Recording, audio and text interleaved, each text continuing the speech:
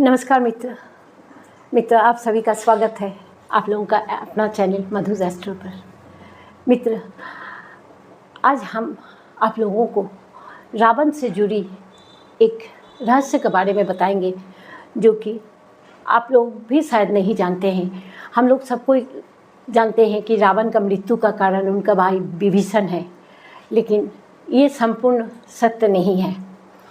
मित्र, हम लोग अपने बुजुर्गों के पास बहुत सारा रामायण महाभारत का गल्प या कहानी सुने हैं। माता पिता से भी हम लोग रामायण महाभारत का कथा सुनी है और हमें आज तक सिर्फ यही पता चला कि रावण की मृत्यु का कारण उनके छोटे भाई विभीषण था। विभीषण ने ही भगवान श्री राम को अपने भाई रावण का मृत्यु का रहस्य बताए थे, परंतु वास्तविक में बहुत कम ही लोग जानते हैं कि इसका ये आधी अधूरा सत्य है। इसका पीछे मंदोदरी का बहुत बड़ा हाथ है, क्योंकि कहानी का आधा भाग रावण की पत्नी मंदोदरी से जुड़ी हुई है।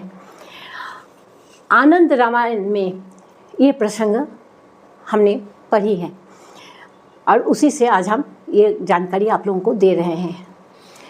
रावण और उनके दोनों भाई कुंभकर्ण और विभीषण, उन्होंने ब्रह्मा जी से ब्रह्मा जी का कठिन तपस्या करके उन लोगों को ब्रह्मा जी का वरदान प्राप्त हुआ था। उन लोगों का तपस्या से ब्रह्मा जी बहुत खुश हुए थे और ब्रह्मा जी उन तीनों भाइयों को कठिन तपस्या से प्रसन्न होकर उनके सामने प्रकट होकर पूछे थे, बोलो वत्स, तुम लोगों को क्या चाहिए, मैं तुम्हें क्या दे सकते हैं। तो रावण ने ब्रह्मा जी से कहे थे कि हे प्रभु, आप हमें अमरता का वरदान दे दीजिए। ब्रह्मा जी ने रावण का इस वरदान पर असमर्थ जताई। उन्होंने कहा, नहीं, ऐसा नहीं हो सकता है, कोई भी मनुष्य अमर नहीं हो सकते हैं। तुम्हारी मृत्यु तो होगी, लेकिन उसके लिए तुम्हें हम एक राज बताएंगे, एक रहस्यमय चीज़ देंगे।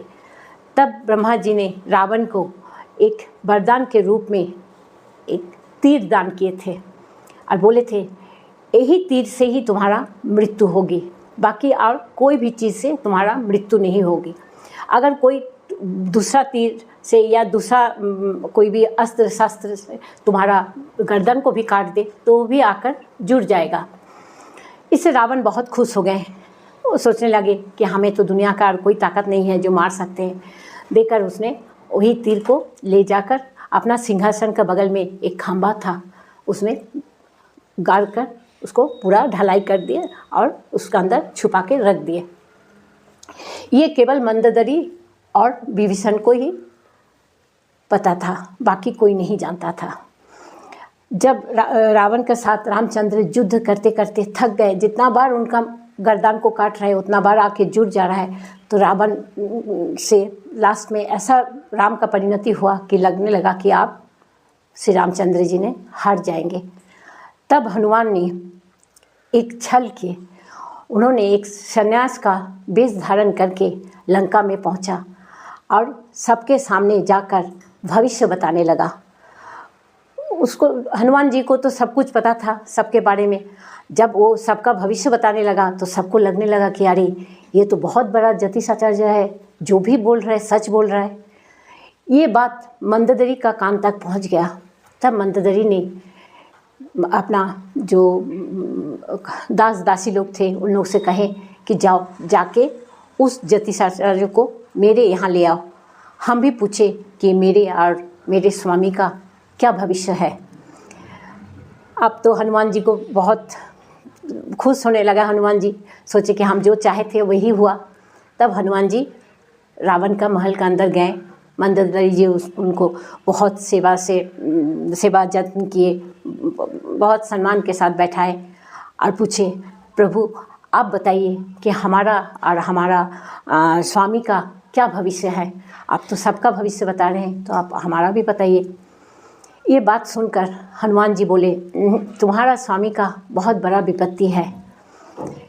तुम्हारा स्वामी का जिस चीज़ से विपत्ति है वो ठीक जगह पर रखा हुआ नहीं है, उसी से तुम्हारा स्वामी का मृत्यु होने वाला है। मंदोदरी उनको जितना भी समझाने का कोशिश कर रहा है कि नहीं नहीं, उनका मृत्यु होने का कोई संभावना नहीं है, क्योंकि उनका मृत्यु, उनको मारने के लिए जो चीज़ चाहिए वो किसी को नहीं मिलेगा। तब हनुमान जी बोले कि नहीं, वो चीज़ गलत जगह पर रखा हुआ है, क्योंकि उनको पता करना था कि वो तीर कहाँ रखा हुआ है, ये चीज़ तो पता नहीं था। तब मंदोदरी ने हनुमान जी का बात से प्रभावित हो गए और बातों में बोलने लगे कि नहीं प्रभु, नहीं आचार्य, वो तो सिंहासन के पास एक खंभे का अंदर उसको हम लोग गाड़ कर रखे हैं, जो कि किसी को मालूम नहीं है। बस ये बात सुनते ही हनुमान जी अपना मूर्ति जो है, अपना रूप धारण कर लिए और जाकर उस खंभा को तोड़कर उस तीर को निकाल लिए और ले जाकर अपने प्रभु श्री राम जी का हाथ में समर्पण कर दिए कि लीजिए प्रभु, ये तीर जो है इसी बाण से ही केवल रावण का मृत्यु हो। राम जी का हाथ में जैसे ही वो बाण हनुमान जी दिए, राम जी उसी बाण से रावण का नाभि पे वार किए। इसी तरीके से रावण का वध हुआ था। ठीक है मित्र, अगर ये जानकारी आप लोगों को अच्छा लगा तो ज़रूर सब्सक्राइब कीजिएगा, शेयर कीजिएगा। नमस्कार।